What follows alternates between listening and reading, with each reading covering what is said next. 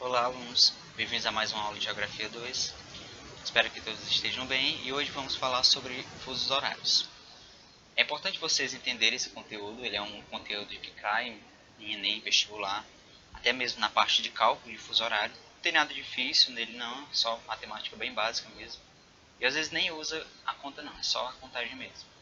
Mas é importante você saber o contexto do fuso horário, para que ele serve. Você sabe que pelo mundo está interligado, todas as empresas estão interconectadas em todos os países, em cada país diferente um do outro. Você sabe que é importante esses países conhecerem o funcionamento de outros países por meio do horário. Uma empresa que está lá no Japão, ela tem horários diferentes da empresa que atua aqui no Brasil. Então, se o empresário brasileiro quer fazer negócios com o empresário japonês, ele tem que saber os horários ali de funcionamento para que os dois possam chegar a ter um acordo. Antes do horário de verão, cada país tinha o seu próprio horário, o que complicava muitas coisas. Um comerciante, por exemplo, não sabia a hora de enviar os seus produtos, o outro não sabia a hora que iria receber, porque esses dois países eles estavam com horários diferentes e nenhum dos dois tinha esse conhecimento do horário que aquele outro país ele estava. Então você tinha essa confusão. É um sistema internacional de marcação de tempo. Ele é importante porque você sabe que o Sol ele não está no planeta Terra como um todo. A Terra gira, tem um movimento de rotação, então cada parte do planeta é ensolada de modo diferente. Se você divide os 360 graus de circunferência do planeta pelas 24 horas do dia, você tem 15 graus, o que significa que cada 15 graus você tem uma hora.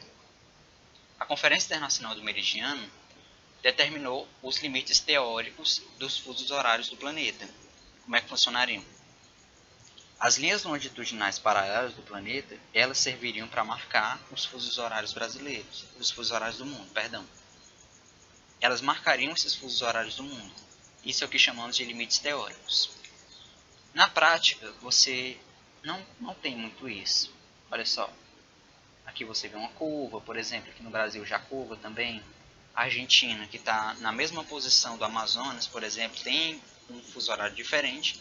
Isso se baseia em critérios de cada país. Cada país pode definir em que fuso vai estar, mas é muito diferente do que era antes da criação, antes da Conferência Internacional. Antes da conferência, você tinha que cada país fazia seu próprio horário. Agora não. Agora o país ele tem que seguir um padrão.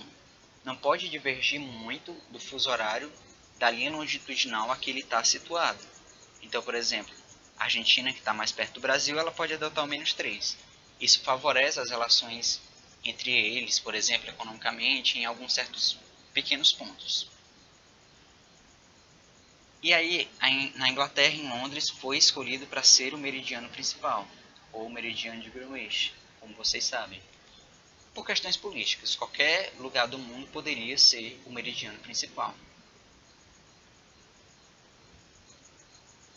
Ao contrário do meridiano principal, você tem o que se chama de antimeridiano, que é esse aqui. Apesar de você escolher todas as horas do mundo, do planeta Terra, você precisa estabelecer um limite de quando se muda a data. E foi para isso que esse antimeridiano ele foi criado. Cadê? Está aqui. O antimeridiano, a linha internacional de mudança de data. O que ela determina? Se você atravessa ela, você adianta ou você atrasa um dia. Como é que funciona na prática? Nós estamos acostumados a ver nesse mapa aqui a região oeste, nas Américas, por exemplo, e a região leste, a região da Ásia, por exemplo. Dá para fazer uma viagem ao Japão do Brasil de oeste para leste. Só o que vai acontecer só vão ser o adiantamento de horas. Não vai mexer com data porque você não atravessou a linha internacional de mudança de data. E aí essa observação é importante. Como a Terra gira no sentido oeste-leste, os países que estão situados mais a leste do meridiano principal, o Sol nasce primeiro. Então eles estão, entre aspas, assim, mais adiantados no tempo.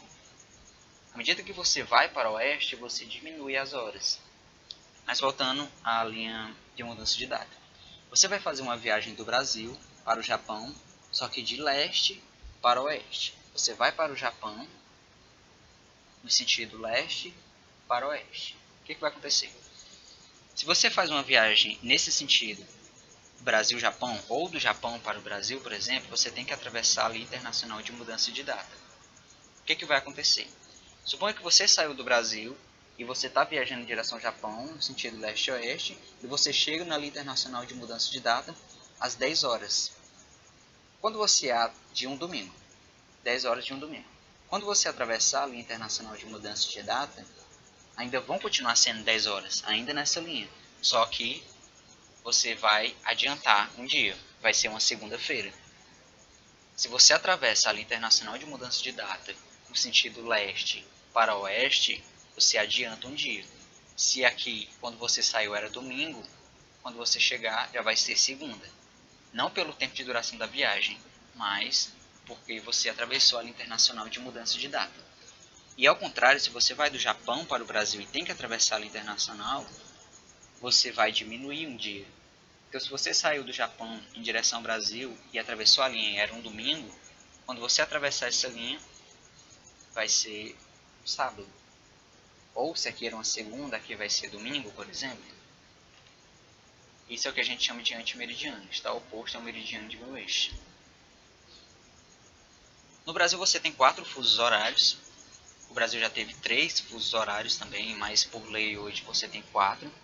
A maior parte do Brasil ele está situado no horário de -3. A região de Brasília, o Sudeste, por exemplo, o Nordeste, está tudo situado na região de -3. Os menores são o de -5, aqui no Acre, um pedaço do Amazonas, e o de -2 aqui em Fernando de Noronha, Rocas e Trindade e Martim Vaz. Né? Dentro do Brasil, como em outros países relacionado ao fuso horário, você tem a presença do que se chama de horário de verão. Você tem um aproveitamento das diferenças de fotoperíodo em algumas regiões do Brasil, e aí você gera uma economia de energia elétrica. Como é que funciona isso? Quanto mais distante do Equador, da linha do Equador, mais as diferenças de fotoperíodo elas vão se expressar. Existem regiões, por exemplo, no Sudeste, em que a maior parte da época do ano, vamos supor, o Sol nasce às 6 horas. E durante o período de outubro a fevereiro, ele nasce às 5, no horário normal. As pessoas que trabalham às 6, 7 horas, por exemplo, mas vamos colocar 6, se elas passassem um ano todo acordadas, tirando um pedaço de outubro e de fevereiro, elas vão estar dormindo e a hora que elas acordar para irem para o trabalho ainda vai estar escuro. Né? E no período de outubro a fevereiro, que o sol nasce às 5 horas, elas podem até dormir até às 6, mas já vai estar um pedaço do dia claro. Então você adianta uma hora. O que era 5, agora vira 6. Nesse período, como os indivíduos eles vão trabalhar às 6 horas, eles já acordam nesse horário e já vai estar claro, já vai ter amanhecido. Então eles não vão gastar com energia elétrica ou com outros produtos que consomem energia, porque já vai estar claro. Do mesmo jeito quando eles chegarem, eles vão chegar mais cedo, tecnicamente, né, devido ao horário, e ainda vai estar claro. Eles não vão gastar tanta energia elétrica como se gastaria convencionalmente no resto do ano. E por que o horário de verão só é nesse período? Como eu falei, a diferença de fotoperíodo. O resto do ano o sol nasce normalmente às 6 horas. Aí você adianta uma hora, o indivíduo ele vai chegar mais tarde em casa, ele já vai estar de noite, e quando ele for fazer as suas atividades domésticas, ele vai ter que gastar muita energia elétrica, porque já vai estar de noite. A primeira vez aconteceu com Getúlio Vargas implantou em 1931, revogou em 1933, e teve período de alternância entre aplicação ou não durante os anos posteriores. A partir de 2008 ele se tornou uma versão permanente dele. O decreto tornou o horário de verão permanente. Exceto em 2019, quando o governo Bolsonaro ele decretou que não iria ter horário de verão naquele ano, no ano passado. Ainda não sabemos como vai ser esse ano, mas provavelmente não tenha. A explicação oficial seria que as mudanças de hábito de vida dos brasileiros passaram a ser mais à noite, mesmo depois do trabalho. Segundo eles, os indivíduos estariam gastando mais energia, muito mais energia do que antes se gastava em horários diferentes, principalmente nos horários da noite. O que, segundo eles, faz com que não se tenha aquela economia de energia tão esperada, como os bilhões de reais que foram economizados durante todo esse tempo de horário de verão. Mas como eu falei, eu acho que ficou claro. Se tiver ficado confuso, vou explicar de novo. A diferença de fotoperíodo. O Sol nasce às 6 horas no período que não seja de outubro a fevereiro. O indivíduo acorda naquela hora e vai trabalhar. E aí, de outubro a fevereiro, o Sol nasce às 5. Se o indivíduo continuar acordando às 6 horas normal, ele vai trabalhar, quando ele chegar em casa já vai estar mais escuro, porque ele vai chegar um pouco mais tarde. Ele vai gastar mais energia elétrica. Mas o objetivo principal é o seguinte: se o sol nasce às 5, então, se você adiantar 1 hora, você acorda no período em que o sol nasceu, mesmo sendo mais cedo. Com a luz solar já presente, você não gasta tanta energia elétrica. Então você já economiza nesse sentido. Mas qualquer dúvida pode me perguntar, se não tiver entendido direito. Aqui, ó, esses aqui são os estados que possuem horário de verão. A região norte e nordeste não possui horário de verão. Por eles estarem bem próximos da linha do Equador, eles não têm uma diferença de fotoperíodo tão grande. Então, por exemplo, aqui no Ceará você tem uma diferença de fotoperíodo de uns 10 a 15 minutos, por aí, né? No máximo meia hora. Não faria sentido você colocar a hora de verão aqui. Já que se você colocar as pessoas para acordar mais cedo, por exemplo, pode até estar escuro, né? Se você coloca elas para acordar um pouco mais tarde, mesmo que durante a tarde elas possam economizar, elas vão gastar tudo de manhã, porque o sol não vai nascer às 5 da manhã. O sol vai continuar nascendo às 5h40, 5h45, próximo de 6. Você pode calcular o fuso horário. O jeito mais fácil é você fazer a contagem. Se você sabe que o horário de Brasil é -3, você pega o mapa e, querendo saber que horas são em Londres, supondo que no Brasil sejam 10 horas da manhã, é só contar. 10, 11, 12, 13. 13 horas em Londres, 10 horas no Brasil. Só que tem questões que não vem o mapa. E que também você pode fazer por um cálculo simples, só contando também. Você sabe que no Brasil é -3. E se a questão te der os graus ou o fuso horário do país que ele está te perguntando, qual horário que ele quer, também é só fazer. Por exemplo, Hong Kong +8 e Brasil -3, aí ele sai contando. -3, -4, -3, -2, -1, aí 0 e assim por diante. Lembre também que cada fuso horário desse, ele é de 15 graus. Então significa que se disserem o fuso horário 60 graus a oeste do meridiano principal, eles vão estar falando do fuso horário -3, presente aqui no Brasil, por exemplo. 15, 30, 45, 60, isso mesmo. Então só algumas regras bem básicas se você quiser fazer pela via do cálculo. Países em hemisférios iguais, você soma os fusos horários. Países em hemisférios diferentes, você diminui os fusos horários. No sentido oeste para leste, você soma as horas. E no sentido leste para oeste, você diminui as horas. Como assim? Exemplo 1. São 10 horas da manhã no Brasil. Que horas são em Hong Kong, sabendo que o Brasil fica no fuso -3 e Hong Kong fica no fuso +8? O Brasil está no hemisfério oeste e Hong Kong está no hemisfério leste. Se são hemisférios diferentes, pela regra, hemisférios diferentes, você diminui os fusos horários. Quais são os fusos horários? +8 e -3. +8 menos -3, menos com menos positivo, vai dar 11. E você quer saber do sentido oeste para leste, Brasil para Hong Kong. Se é sentido oeste para leste, você soma as horas. 10 mais 11 igual a 21. Se no Brasil são 10 horas, em Hong Kong serão 21 horas. O exemplo 2, ele se trata com duração de viagem. Ela é bem simples de compreender. Por exemplo, o indivíduo parte de Cairo, no Egito, 30 graus a leste do meridiano principal, em direção a Nova York, 75 graus a oeste do meridiano principal, às 20 horas do dia 3 de janeiro, no horário de Cairo. Esse indivíduo chegou a Nova York 15 horas depois de ter partido. Sabendo disso, qual era o horário local em Nova York quando ele chegou lá? A viagem dele durou 15 horas, de Cairo até Nova York. Ele quer saber a hora local de quando o indivíduo chegou lá em Nova York. Qual era a hora local depois dessas 15 horas de viagem? É bem simples de compreender.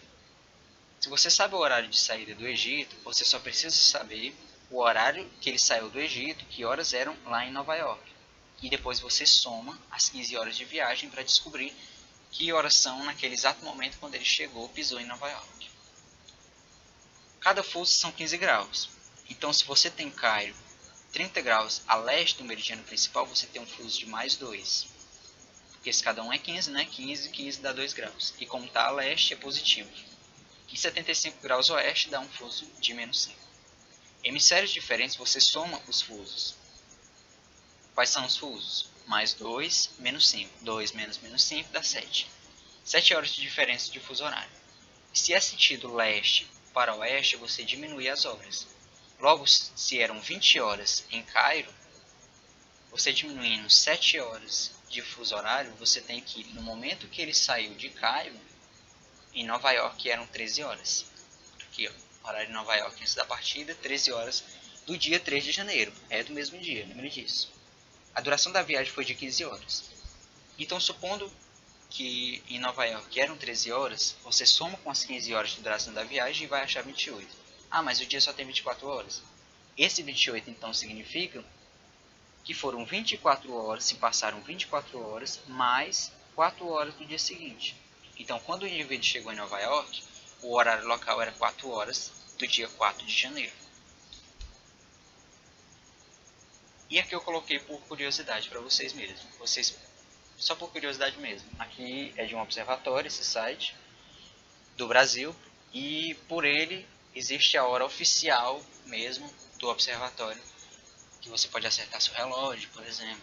Só por curiosidade, naveguem por esse observatório. E aqui eu coloquei algumas questões. Vocês vão fazer depois que pegarem esse slide. E o gabarito vai estar no final. E lembrando também, se quiserem fazer esses exemplos aqui, vocês pausem o vídeo e façam ele antes de ouvir a explicação. Então é isso, obrigado, fiquem bem e até mais.